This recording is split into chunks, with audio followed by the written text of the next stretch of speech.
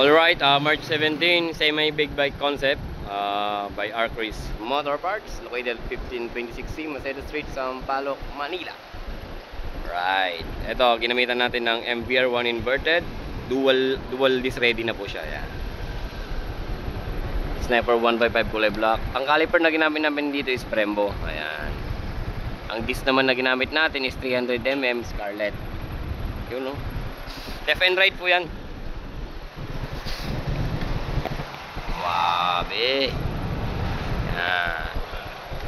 Then sa braking system niya, ang gamit din namin is RCB.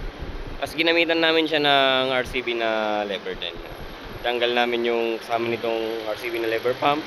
Kasi lagyan namin siya ng RCB na lever. Yung swing arm daw susunod ni sir. Yan.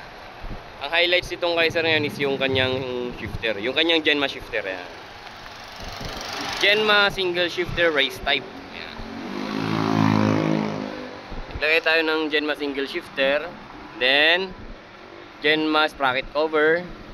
Tapos Genma passenger footrest. Kasi gusto ni sir may angkasan pa rin siya kahit naka race type siya. Gumamit tayo ng bracket.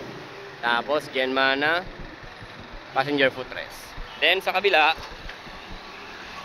yan, single shifter.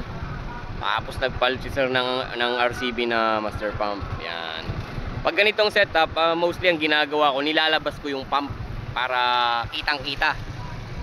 Para kitang-kita, lalo pag may color design yung ano, yung mga gold, red, ganyan, silver, yan, black. Passenger footrest, plus bracket. Yan. Sa mga nagnanais ng ganitong setup, visit lang po kayo dito sa Arcris Motor Parts. Feel free po na kumontak sa akin o kahit sa sino mang mga kasama namin dito sa shop. Alright!